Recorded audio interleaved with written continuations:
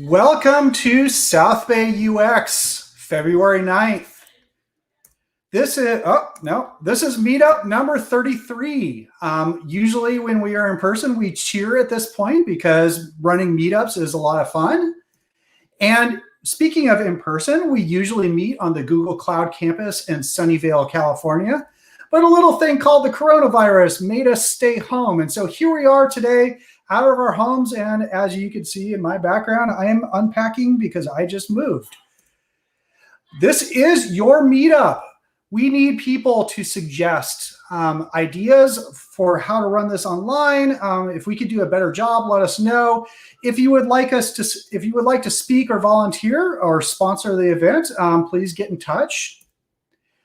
Speaking of sponsors, we have three awesome sponsors tonight. We have Tech Systems, who typically when we're in person provides yummy food for the event. We have Sketch, who has been a meetup sponsor for a number of years. It's a design program we all know and love. And we have Google, who usually provides space for us to meet in. If you are not a part of our Slack channel, please join it today. This is where we put announcements up. This is where you can reach out to local people in the community or people from afar. I see we have someone from Bangkok tonight. Welcome. And the URL is case sensitive, so please enter that in correctly. Speaking of volunteering, if you would like to volunteer, we do need some community support. We're still trying to get a website up and running. A lot of that is my fault, though, because I've been busy. I would love to have you reach out to help out with the meetup. It would be a lot of fun to have more people involved. And right now, we have 4 licenses courtesy of Sketch to give away. Usually we have a drum roll. We dramatically reach into a bowl and pull out a number and shout it out into the crowd. But tonight, we are going to use a JavaScript randomizer to pick the winners. And the winners tonight are Daria, Stacy, Kathy, and Tyler. If you are one of the winners, I will reach out to you on meetup.com and we'll figure out how to get you your license. And now I'd like to bring on Megan from Tech Systems to help out with our Who's Hiring section. Welcome, Megan. Hi, everyone. Thank you for joining our meetup. I am Megan from Tech Systems. We are a digital staffing and services firm. I'm focused in the Bay Area. If you would like to be connected with one of our digital recruiters, please sign up in our link in the banner. It's also in the Slack channel, and one of my specialized recruiting partners will reach out to you. And if you yourself are hiring, please post in our Slack channel and in the comments what company you're from, what you're looking for, and where you're located. And so that way we can get that out to our network. Awesome. Thank you so much. Okay, and now I would like to bring on Kelly from Google. Hi, Kelly. Hi, Aaron. Thanks for having me. Hello, everyone. My name is Kelly Thompson, and I'm representing the UX staffing team here at Google, where we identify talent to fill a number of our roles in all across the United States and in Canada. Per usual, we're having a big hiring year, and so if you're interested in learning about opportunities at Google, participating in any sort of future virtual events, or learning about how to navigate our hiring process, please fill out the link or the form in the link in the chat. And we'd love to update you when we're hosting events or get-togethers, and for you to connect with our team. So thank you again, and have a great rest of your evening. Thank you Aaron. so much, Kelly. All right. No, that's the wrong one. Okay. Here we go. Next month, we do not have a speaker as of yet. Remember that whole thing about we need speakers? We know that you in the audience right now have that sweet, sweet knowledge. Please reach out to me and sign up to speak. We are looking for all sorts of topics.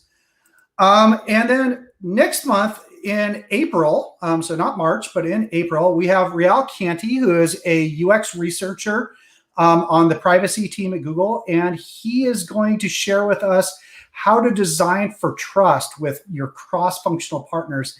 And I'm really looking forward to this talk. A number of people recommend Riel to me as a fantastic speaker on this topic. And so please join us in April for that talk. And now I would like to bring on Torrey for an equally amazing talk. We are going to listen to her tonight talk about measuring and improving UX content. And Torrey, take it away. Thanks so much, Aaron. I am super excited to be virtually with you in the South Bay UX area, and apparently from Colombia, Bangkok, Singapore, Texas, and a number of other places. So that's just marvelous. We're here to talk tonight about measuring and improving UX content. So I am a UX writer at Google by day. You may know me from my book, Strategic Writing for UX, that I wrote after working as a UX writer for 8 or 9 years across Microsoft, at OfferUp, at a startup there, and in many different teams where I was their very first UX writer, or their very first UX content strategist or content designer, whatever title you choose. We can talk about that in the Q&A if you want to. So let's get right into it. Here's what I will be talking about. We're going to start with what UX writing is and what it isn't. We'll talk about measuring that UX writing directly. And then we'll talk about heuristics for UX writing when we can't do that direct measurement. And then we'll talk about a case study of those impacts of improving the UX copy. So let's jump right in. What UX writing is and isn't. I want to draw your attention to this diagram. So this diagram shows sort of the cycle of what most businesses are doing. Businesses that need to have customers or other people engaged in their experiences that they're making. They need to attract people to be aware of it. They need to convert them into users of their product. They need to onboard them to be using it so that people can be engaged, and they want that engagement as a super key metric. Sometimes the experience breaks and they want to support them, and mostly they want to transform them into people that not only get attracted into the next experience they make, but also who will bring along their friends and family, coworkers, their next place of business to be attracted into that experience. But that's what the business is trying to do, not what people are trying to do. What people are trying to do is related in all of those phases, but is pretty significantly different. Where the company is trying to attract, what the person is doing is investigating. Like, hey, what are my options for this kind of experience that I want to be in? I want to verify as the person coming to it that these experiences are the right ones for me. Maybe I'll commit to it by downloading an app or signing my name on the dotted line. Then it needs to be set up. I want to use it for what it's there for. If something breaks, then I need to fix it. And I might come to prefer it or even to champion it to my friends, family, coworkers, etc. And for each of those points around this wheel, we can create content that helps that happen. But really importantly, the content needs to apply to what the person is trying to do, not so much in the voice of what the business is trying to do. So if you have an ad that's all about like being really attracty, hey, I'm really attracty. That's great. That's not going to work nearly as well as the ad that says, hey, you're looking for this kind of solution. Well, we have a solution for that. So ads for, or the content for the investigate and attract is the traditional marketing, the traditional marketing funnel, articles, product pages, all that sort of thing. Endorsements and reviews, even that user-generated content is part of the content for that verify and commit. This is also where the sales collateral, like white papers and things like that for enterprise products, come in.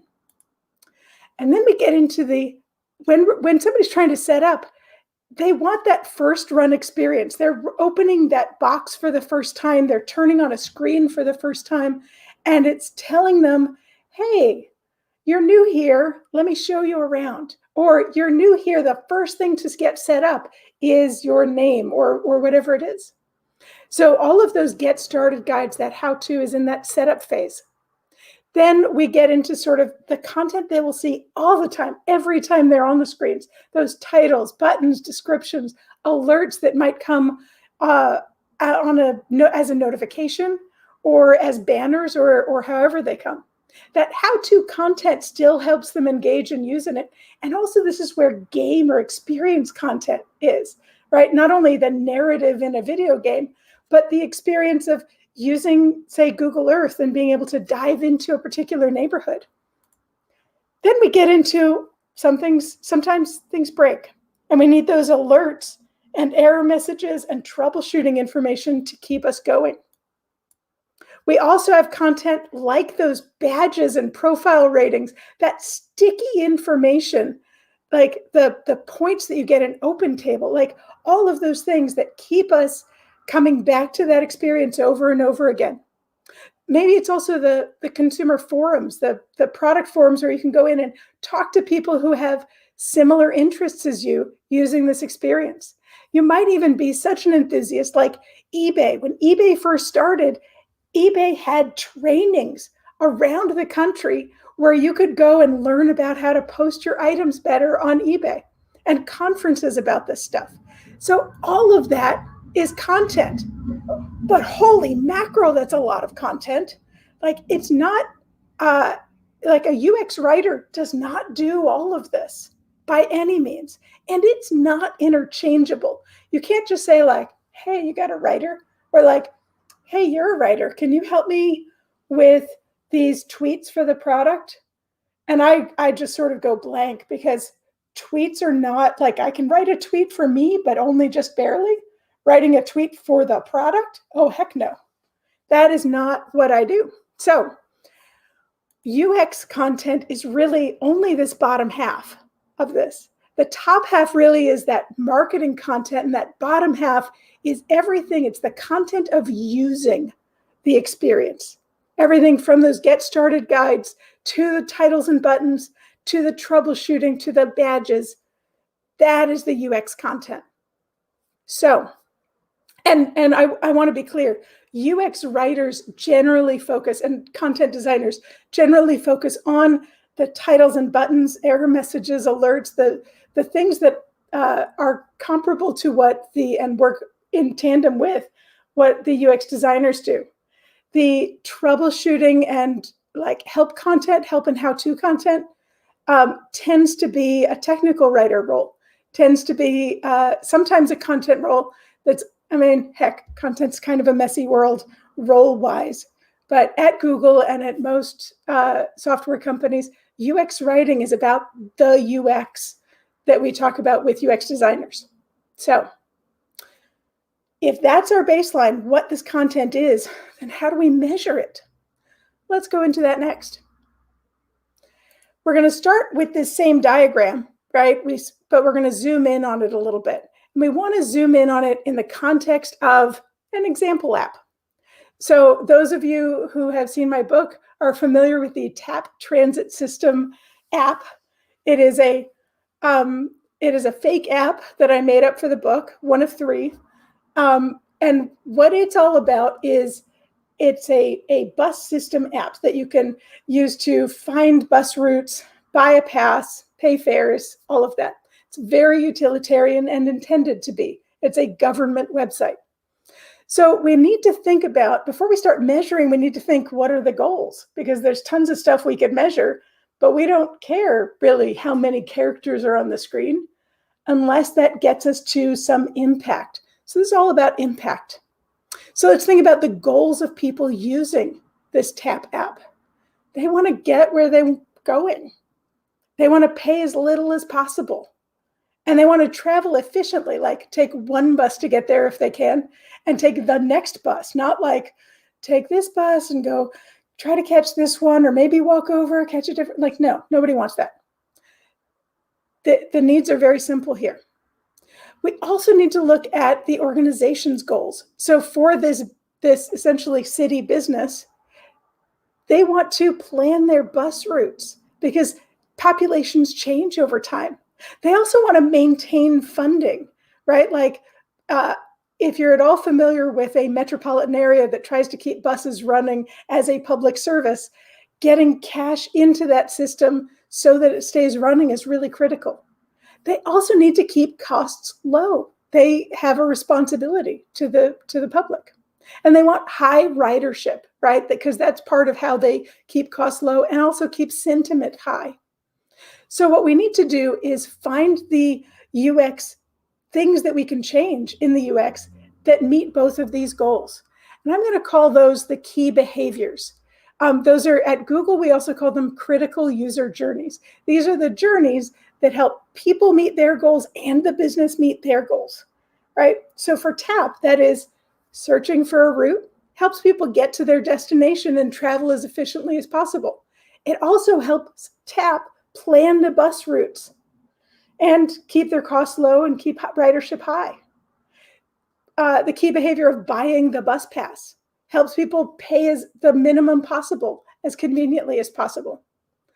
And that helps TAP maintain its funding and keep the costs low. So, and paying the fare in the app, same thing. So these key behaviors are what we need to really key into to measure. So let's talk about a few ways to measure that. One of them is just onboarding. So first, let's talk about the pace of onboarding. What is the average time it takes for a person to complete the first key behavior? How long does it take after somebody downloads the app to go in and search for a route or go in and buy a bus pass? That's really critical. So we can, if people aren't onboarding into the experience, if they're downloading the app and maybe opening it once but never going back to it, content can help. Content can help with the get started guides. It can also help in the first run experience. There's also how-to articles that give people direction on how to do it and what it's there for. Since it's a public campaign, there could also be a public service campaign where people say, hey, I downloaded the app and it was so easy to use, and I'm showing you right here in this public service ad how that happens. So those are all pieces of content that we can A/B test. You could show some riders the first run experience and not show it to others. If the riders who see it complete those onboarding experiences, complete those key behaviors earlier, then we know it's working better. It's more successful. And when we can't A/B test, sometimes we can test in sequence. We can also user research test, and that is a whole field that I love my user researchers and would go to them for advice about instead of trying to make it up myself for this conversation. So that's onboarding. Let's talk about engagement. Engagement is how active people are in the experience. It's usually measured by the number of people who are active in the experience, as like daily active users or monthly active users. But to measure the content in the UX, we actually need to think more granularly. How many people are active in each of the key behaviors? And is that the right mix for the business to succeed? Are people tending to get the value out of the experience that they were looking for? That's something we should be able to tell with engagement, where people are spending their time. Now, if engagement is low for a particular behavior, then the content should be examined to make sure it's doing its work. It's possible people just aren't interested, and content can't fix that. But what if they can't find it? What if it's hard to use? If it has the wrong name or the wrong label, or it's described in ways that don't resonate with people, then people won't find it usable or attractive. Changes to the content should be A/B tested to make improvements to engagement. And again, sometimes A/B testing isn't available, and other methods are not quite as gold standard, but still might work. So there's engagement, but there's also completion. So beyond just being active in the experience, completion is about the percentage of people who actually were engaged, but also completed that key behavior. Like, are they searching, but also riding the bus on that route?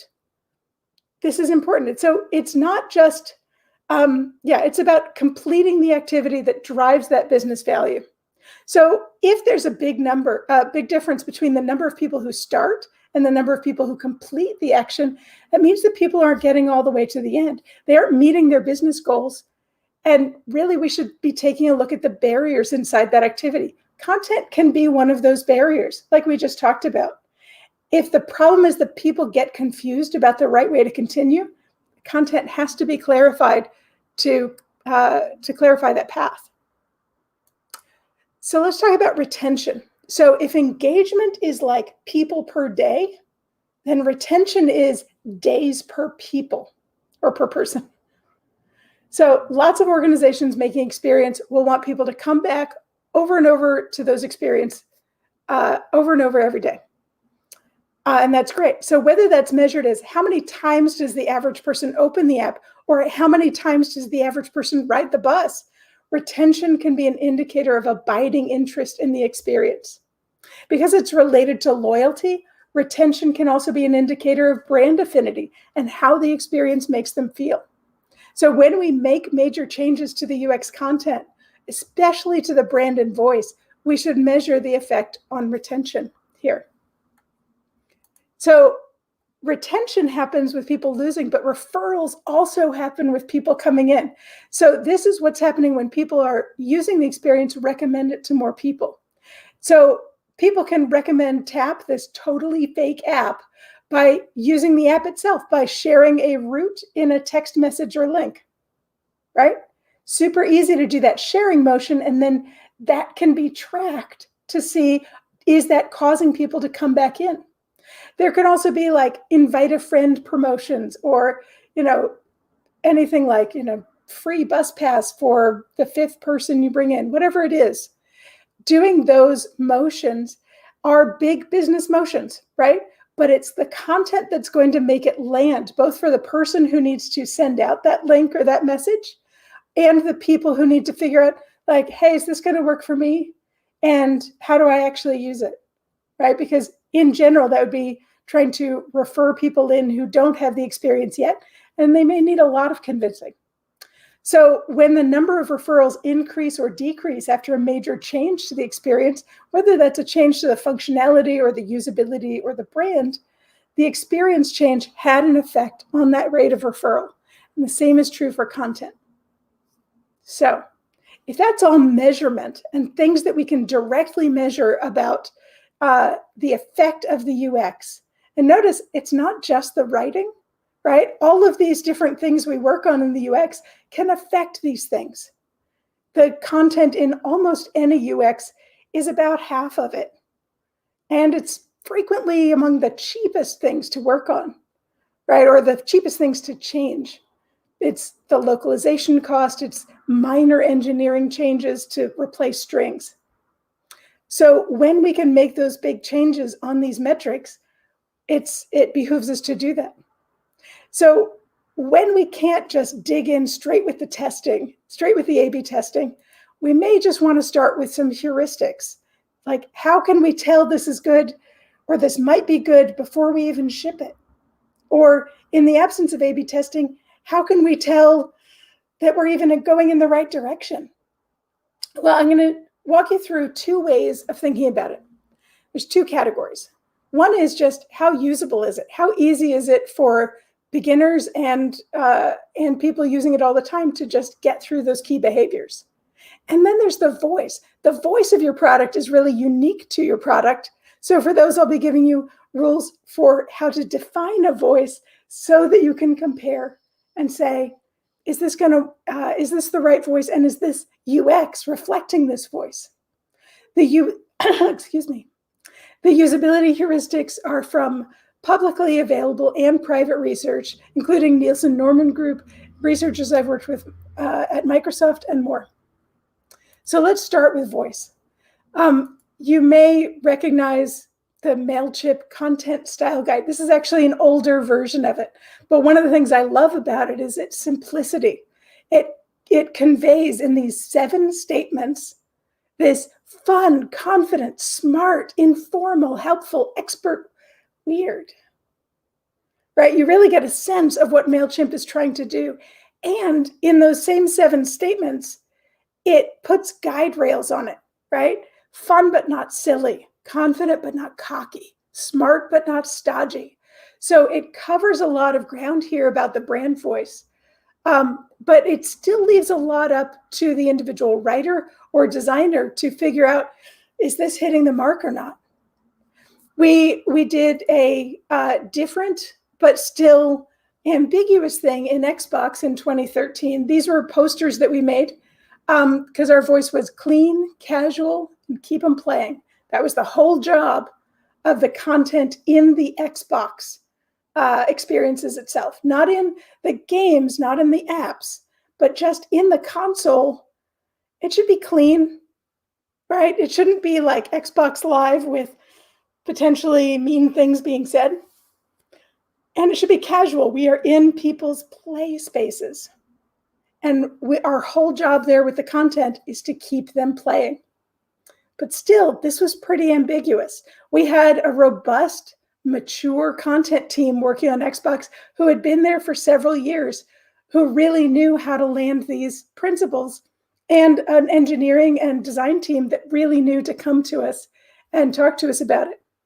But what happens, here's what happened when I went then to OfferUp as their very first content strategist. When I came in, I was told, like, hey, we just came up with these product principles. These are great. Our app should be simple, trustworthy, personal, neighborly, and gratifying. How should we write our content? And I was the only person there, and I needed to help the rest of the team. Like, I definitely could not write all of the content for all of the features in all of the things we were doing. But what I could do is say, hey, wait a minute. There's really only 6 things I can change here. I can change the content, sort of what we choose to talk about, the things we talk about. I can choose the vocabulary, the words that I use to land those ideas. I can choose the verbosity. How many words do I use to land those ideas? I can choose the grammar, right? Should it be passive or active, direct, first person, second person, all of those kinds of choices. Because this was only in English, I could choose the capitalization and punctuation, right? And I could choose, how do I want this to land across the app according to the principles? So that's really what it's all about. If you take a look at this, it is all about saying, for each of these principles, designing that idea of, hey, for this audience, what does it mean to be simple? Well, it means that I'm never going to bring up more than one idea at a time. And it's always going to be in that forward direction. So those are what the concepts are going to be. And I'm going to be brief in verbosity, except where I want to be more personal and neighborly. And I want to emphasize those principles. And I'm going to make sure to include personal and community details. So these principles are in a dynamic tension with each other. And it is an active design decision to figure out which one applies more in this moment, whether that is a push notification or an error message or the buying flow or the selling flow. And that this single one-page chart really helped us as a company decide, hey, we want to stay simple here, so this is the best option of the UX text we have to go forward. And so those are the principles that I included in the book. This idea that we can talk about the concepts, which things get mentioned, because those are the principles we have. Which words do we use to land those? How many words do we use to land those principles? The grammar and the punctuation and capitalization. So that's the voice side. Let's talk about the usability side. In the usability side, I want to talk about 5 different categories there as well. Let's talk about accessibility. Now, this is not exhaustive accessibility. This is not accessibility standards from any government body or a regulatory agency. This is just, what do we know from research about what makes content accessible? Well, We need to make it available in the languages people are using. And not just that they're using, they're proficient in. We need the reading level to be lower than 7th grade in English for general population, or lower than 10th grade for professional population. And actually, the lower, the better. It's not that you should try to hit a 10th grade level because professional people are fancy. No, everybody wants this to be easy to read. And every element needs to have text for screen readers to speak. So that's accessibility just from a purely UX content lens. For purposefulness, we really need to let people know what they should or can do to meet their goals, right? Like that should be clear. We also need to be including in that content that the organization's goals are met, because it is false to purpose when we are obscuring that and saying like, no, we don't have any reason to be here. What? We're fine. It's all about you. It isn't all about the user, because the company or the organization has goals that it needs to meet also. It has existential goals that if it doesn't meet, it will cease to exist. So the clarity about that purpose is important. It also needs to be concise. And I have some really detailed guidance about this. Buttons should have 3 or fewer words. Longer than that, and in English at least, people stop clicking on them, or click on them so much less frequently that they just basically don't work. So 1 word works best. 2 words are okay. 3 words are okay, especially if 2 of them feel like 1 word together, like they're used so commonly together that people recognize them as 1 word. We also want text to be fewer than 50 characters wide and less than 4 lines long. So that actually, I saw research about that on TVs when I was working at Xbox, and I saw different research come up with the same numbers on mobile devices. So what's fascinating about that is it really seems to be about how readers of English, and these studies were all done in English, readers of English tend to scan or skip the content that's presented to them. So if it's 4 lines long, they're not reading it anyway. So what I tell my product owners and my legal counterparts, I'm like, yeah, we can get all those ideas in there if we want to pretty much guarantee that nobody will read it. Or we can chunk that out into 2 separate paragraphs. We can do those things. So that concision really counts for what people will scan. And it also counts for what's relevant at this moment in the experience. It has to feel relevant to the person reading it for it to actually feel concise at all. Now, conversational people tend to get a little confused about. I am not at all talking about like, here, this is casual, right? Like we're just talking here. Like this is just a conversation. This is not at all about being conversational. It is about the way humans actually interact with their environment and with the objects around them is in conversation, right? Like we do a thing, it responds. We do another thing, it responds. Conversation is critical to being human. So when we are recognizing that fully, then we know that, hey, we have to use the words and phrases and ideas that are familiar to the person we're talking with, right? Like when my mailman comes to the door, I don't start talking to them about UX because they're not going to know what I'm talking about, right? I'm going to talk to him about stuff that we can talk about together and both understand. Also, in conversational is that directions should be presented in useful steps in a logical order, right? Like it doesn't matter what's important to me as I'm writing a set of instructions. If it doesn't make sense to that person in the order that they are reading it, without going back or feeling like they're repeating things, it doesn't work as well as it could. And the last category is clarity. Actions should have unambiguous results, right? And this is just a really standard interaction design thing.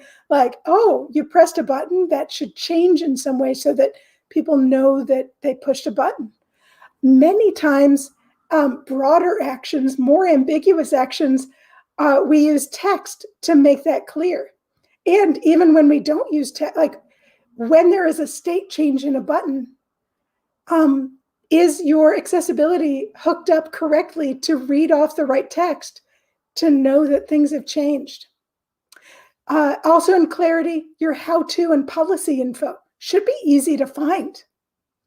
Even if the person doesn't go to them, even if there's a really low click-through rate from the general population, just knowing that it's there, seeing those learn more links, seeing that that help is accessible, increases the feeling of clarity, increases the feeling that they can be confident that they will do it right. Then when we have error messages, it should be always helping people move forward or just making it clear you can't go forward from here. And then finally, the same term needs to mean the same concept every time it's used. So terminology is a really slippery thing in many, many, many experiences with words being used as if they are interchangeable. But we are in the position as UXers of teaching people the mental model of the space. And a huge way we do that is using terminology, like these reserved words that mean a special thing inside the experience. So we need to increase clarity by using the same word for the same idea all the way through. And for that idea, and then not using that word for different ideas all the way through. Okay, so we've talked about measuring things directly, and we've also talked about measuring it heuristically, because all of those things can be, all of those criteria that I went through in the heuristics part can be used to say, hey, does my experience do this? How well does my experience do this? And to just keep reviewing that and doing that audit work sometimes. So let's talk about impacts. And I'm going to get right into it. Let's talk about crime.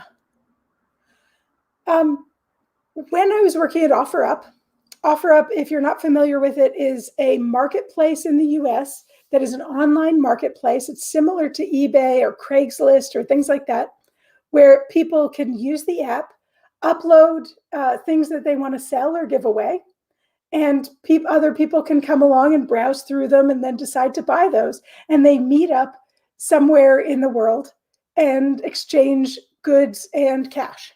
So people are showing up in the world with goods that have value and cash that has value.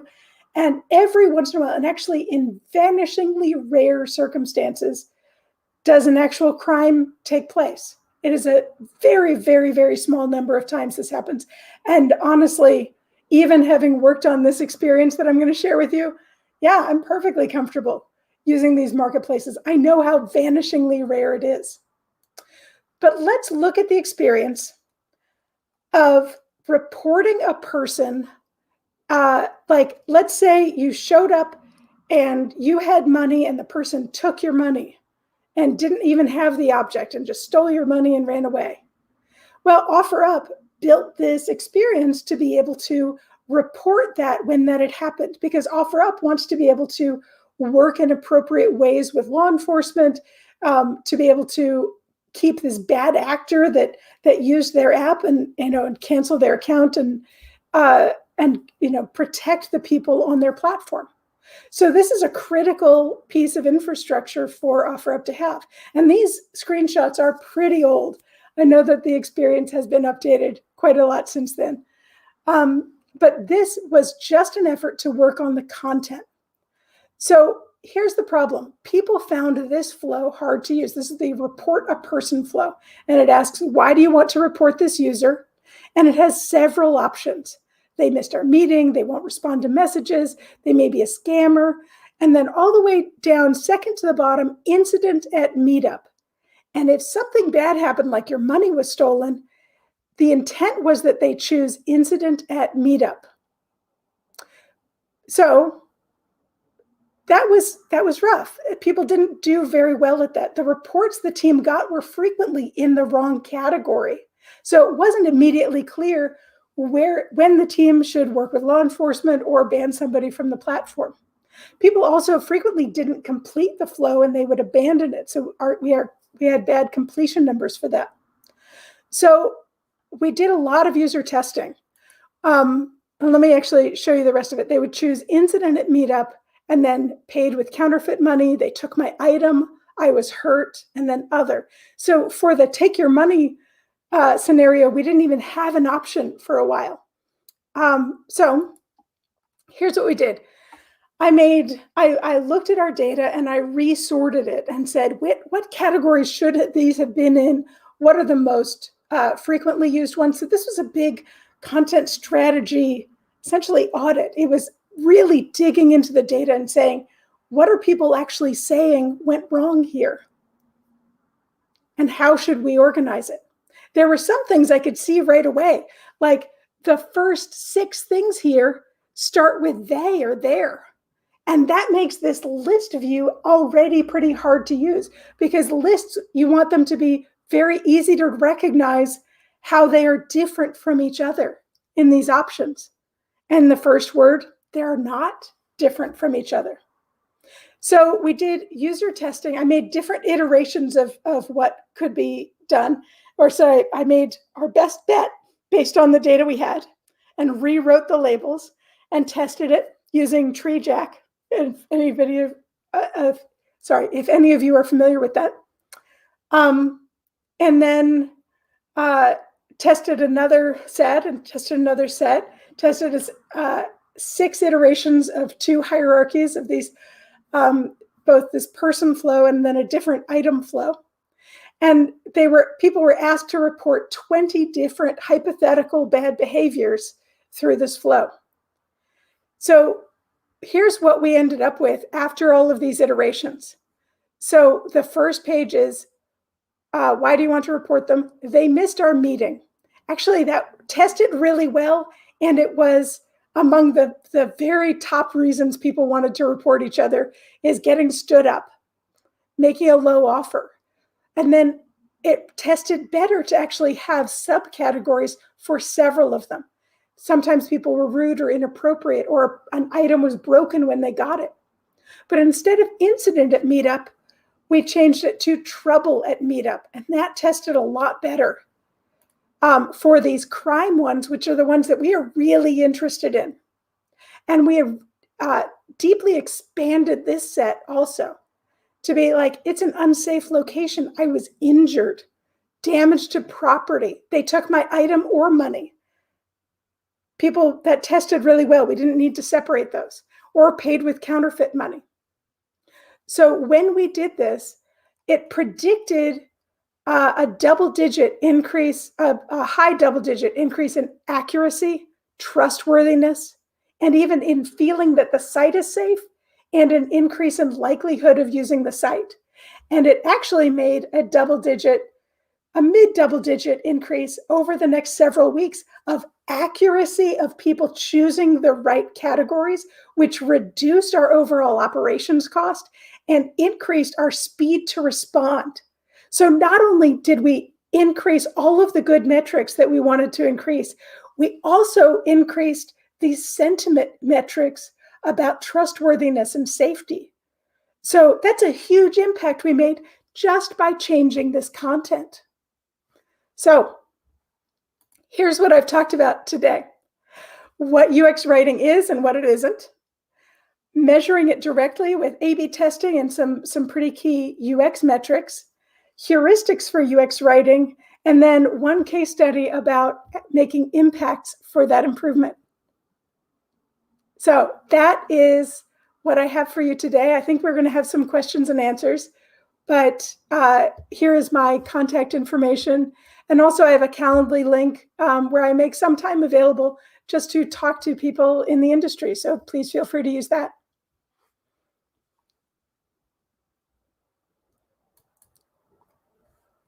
Oh, I think you are muted, Aaron. I am muted, dang it. That's the first time I've done that today, honest. Thank you for that talk. That was fantastic. I learned so much just by listening to that. And I have a ton of questions, and I'm certain our audience has a ton of questions too. If you do, in fact, have a question for Torrey, please type it in the chat, and we will throw it up on the screen and get an answer to that question. Let's start out with a question about user journeys, where you started talking about that early on. Where in the user journey do you see most companies struggling with creating high-impact UX content? I'm going to ask you to clarify a little, because sometimes we talk about user journey in terms of where is the user, like from funnel to exit. And then sometimes we talk about it in terms of when we are building UX, where and we're working on a singular user journey, where do we struggle with this content? I'm going to ask about funnel to exit, like from the user's perspective. Where do we let them down most often? We definitely and hilariously let them down with errors all the time. And frequently that comes out of the culture of how things are built, right? Inside companies, inside design departments, or even teams that are poised to work agilely, we tend to build towards the golden path, that lovely scenario where things don't go wrong. And edge cases are considered separately and secondarily. And so that means that those places where we need to be most gentle and kindest and most instructive, perhaps, and get people back to good, are the places where we really should have had a UX writer in those conversations at the beginning to say, hey, while we're working on the golden path and I'm also helping with those things, I'm going to be thinking about the stuff where the content is going to make an enormous difference right now at the beginning, so that we can plan better routes for them instead of in bugs the week after we ship, where we are just saying like, hey, we have unhandled exceptions. Yeah. Let's write a better error message than unhandled exception. I like the idea of planning that, because I think you just described the typical process for error handling. It seems like something that we could deliver up front for more impact. Pinda has a question. Can you elaborate more on how we can measure the engagement? Yeah, I'd be happy to. Great question, Pinda. The engagement tends to be measured by product teams, right? It tends to be a top metric, especially for apps, of how many downloads did we have and how many people are actually in the app, how many people are opening it every day. And that is a critical metric for the app overall. But we want to get a little bit more specific and think about those key behaviors. How many people in the tap example are actually opening up the search flow? And just having those raw numbers, which we should get from, we have to serve all of those pages. So the technology is doing it. We should be able to put a counter on that and find out how many that was. And it can be that simple, of just saying how many do it when they are seeing this experience, and how many people are engaged when they see this slightly different experience with different content. Now, building those frameworks to do that measuring in a robust sampled set with statistical significance and all of that, that is tough and it can be expensive, especially when it wasn't built in from the beginning. But even doing, there are ways, I am told by quantitative researchers, to do like before and after tests in ways that we can at least say, this has some significance. We can't say necessarily as much causation as correlation, but we can compare them to each other and say, we think we're moving in the right direction. Frankly, that's about as good as we ever get, is we think we're moving in the right direction. Brenna has a question. How do you push a product team to prioritize a project? Oh, this is really tough. In general, and great question, Brenna, thank you for that. In general, when I need to advocate to prioritize a project, especially when it's a content-centered one, where most teams have not really thought about, why should we work on the content? Like, what is that a thing? So when that's happening, I want to make sure that I land a very good message about both the opportunity that they could be getting by prioritizing this project and the risks if they don't. So I want to talk to them both about the costs and the benefits they could have. And I want to make it feel like a no-brainer. I want to make it feel like, oh yeah, why wouldn't we do that? Oh, and you've already thought a little bit about timeline and who would be involved, and oh, that seems like it would fit in. Oh, then it becomes much more possible.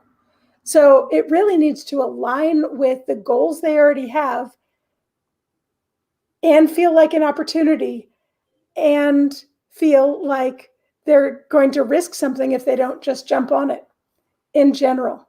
So I think that content is making greater strides. I think that UX has made a huge number of strides. Like I've seen UX, the tenor of UX engagement change drastically over the past decade, where it was hard for UX to get anything prioritized at all in any company a decade ago. Truth. And now that happens as a partnership and moves forward. When content brings that up, sometimes content is inside UX, sometimes they're part of the product team, sometimes part of the engineering team, sometimes part of the support team. It is like we are a much younger discipline and we are taking our lumps, but we have an awful lot to contribute. And we are usually half or more of the design that people are experiencing and responding to. So when we can get in there, we can make a huge difference. And every once in a while, we really get an opportunity to show them. Yeah, there's a little bit of salespersonship in getting your permission to do your job sometimes in UX.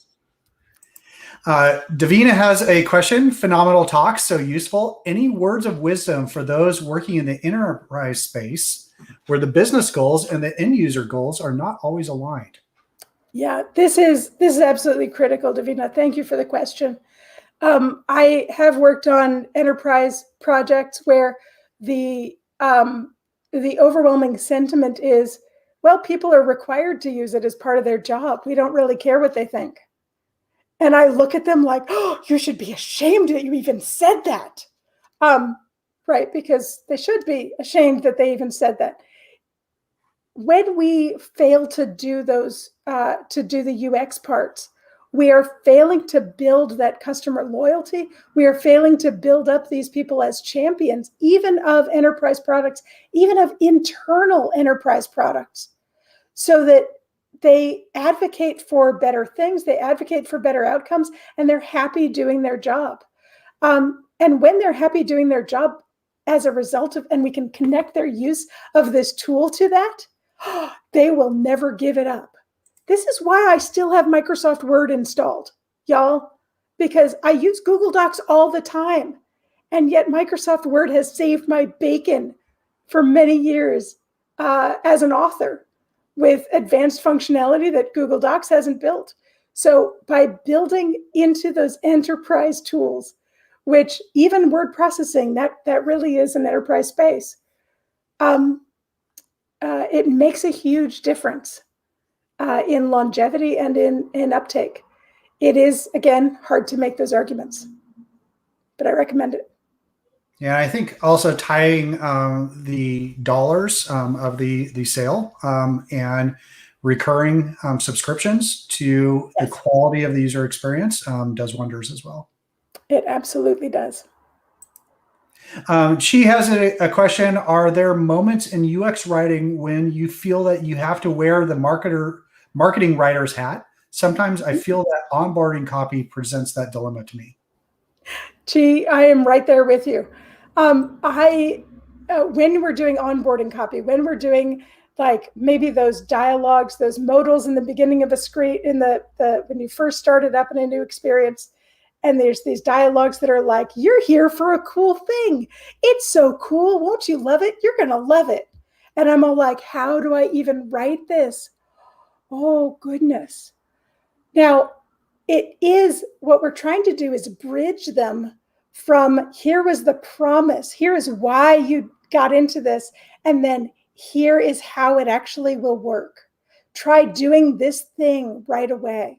And this is where it really helps me to think about what are those key behaviors? Like, what are the things I want them to be doing? What does the business want them to be doing right away? What is the stickiest thing they can do that they really see the power of it and they're like, oh yeah, this is going to work for me. So if I can work with my team, and sometimes that's working with marketing, sometimes it's not working with my marketing colleagues, right? Because sometimes it's being actually marketed and sold, like an enterprise level tool is being marketed and sold to the CTO, and the person using it is in a very different place with very different goals and very different tasks that they need to accomplish. So I'm bridging that gap, whether it's even a role-based gap of like what the marketing promise is versus what you're actually going to do, to a consumer product where it's like, here's why you're here and why you want to do it, to like get them doing the thing. So it's not that I can ignore that top half of the wheel.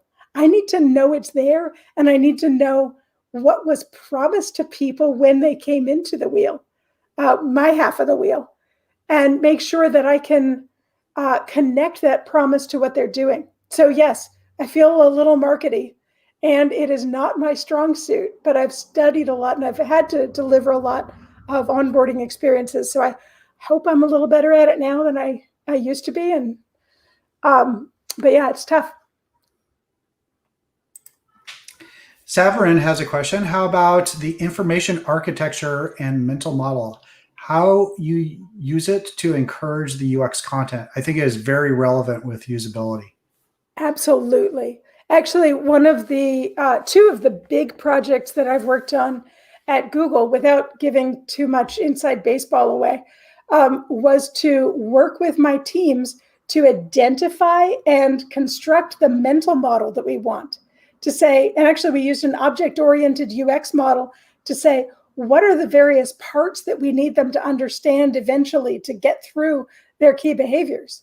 And then from those, all of those parts that seem so disparate, how do we construct that into a single mental model that we can keep referring back to so that they can see their own progress through these hundreds of different objects and tasks to be done and things to be managed, to really reduce that and organize it so they can understand it as a set. So that mental modeling works in such tandem with the information architecture, which is just a key competency for content folk. Like that's what content folk have been doing on the web for decades now.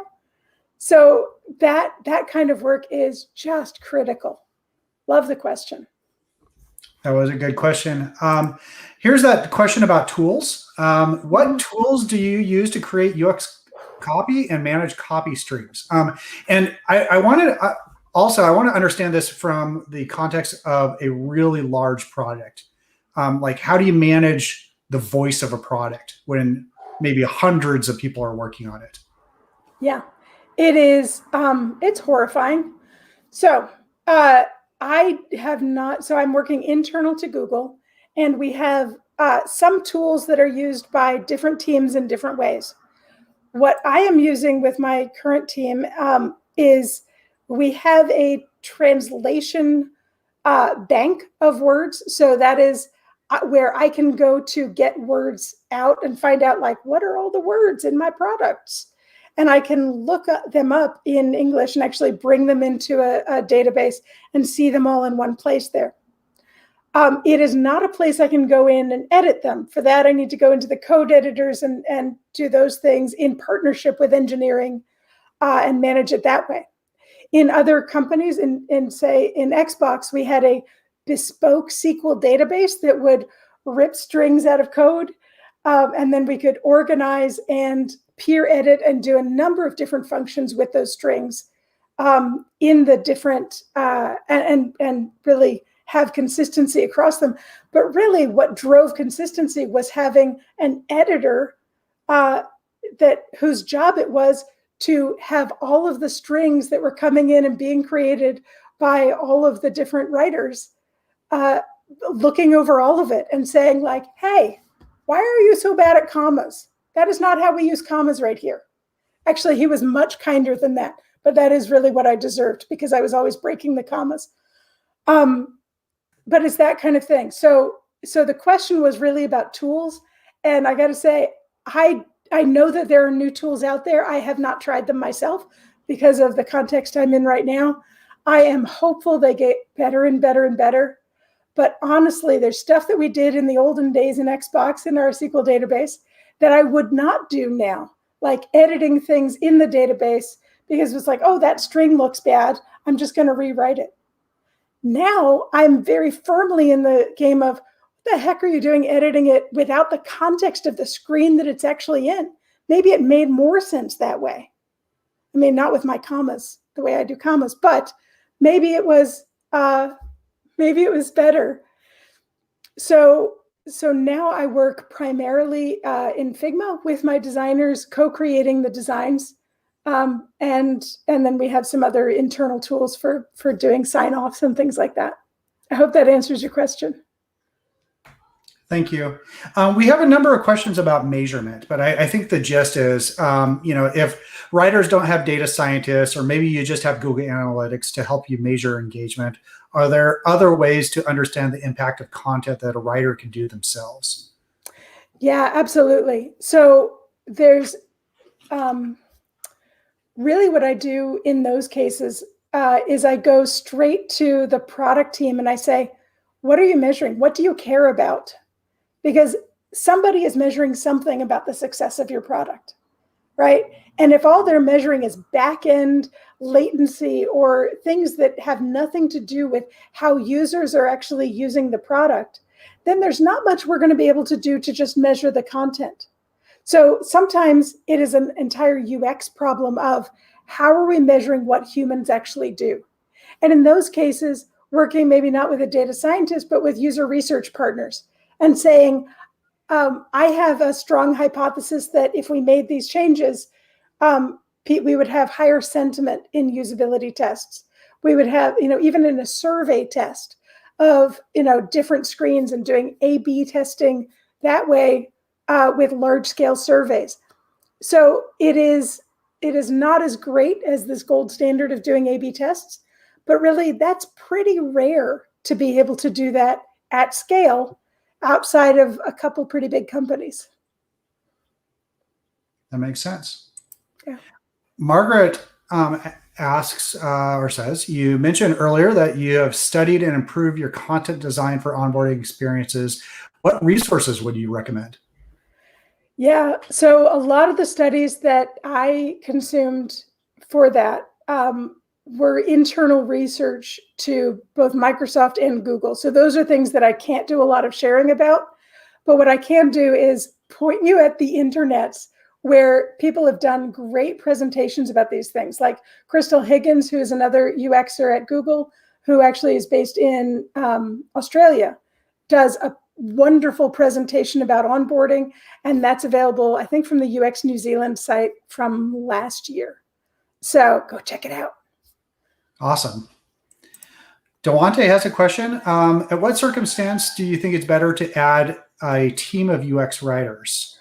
And maybe that's in the context of yourself writing alone, or yeah. Yeah, I think that there's, so I'm going to intuit that maybe there's a couple of different ways these could be asked. Like, when is it right for a UX team to add a team of UX writers? And that is, oh God, what are you, like, if you don't have UX writers right now, then everybody is a UX writer. So are you getting the highest quality writing you can out of them? The question to start asking in that team is, what standard are you holding yourself to for this content? How do you know when it's good? And then saying, well, how should it be good? And building up from there. If you are talking about the place where you have a single UX writer and you're wondering, when is the right time for a team of those UX writers, I would point you to resources from like Jonathan Coleman at, not Intuit, where is he? I forget, but he's a UXer. He's based in Dublin right now. UX writers are working on half or more of the experience.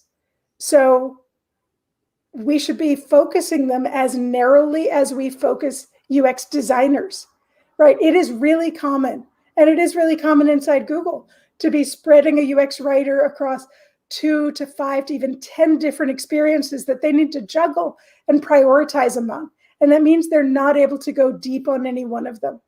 So really it's, what is your need for a team of UX writers, right?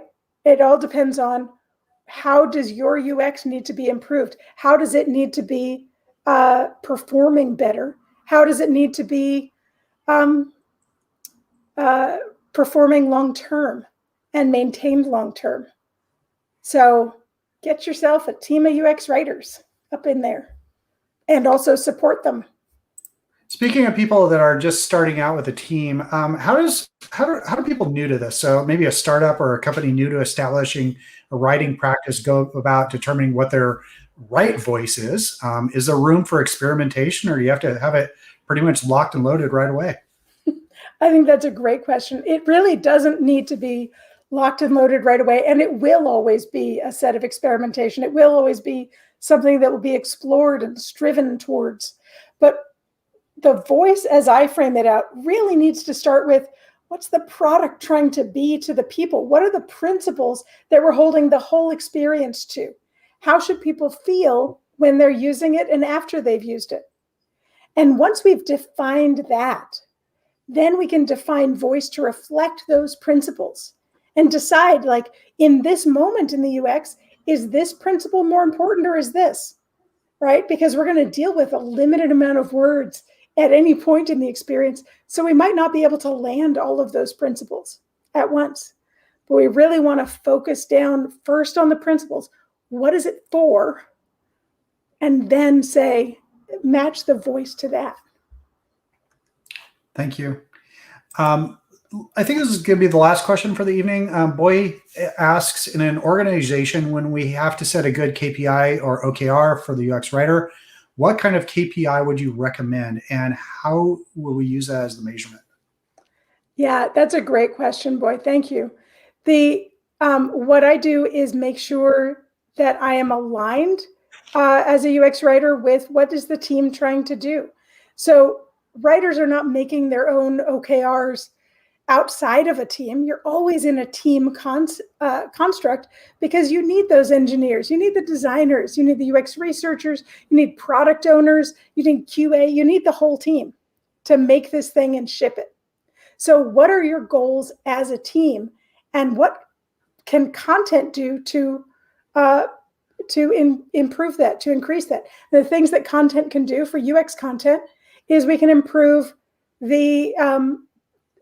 things at that UX layer, at that interface.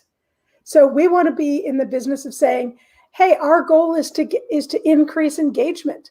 And my work is going to help increase engagement by focusing on these things, whatever those are that are appropriate for your product at the time.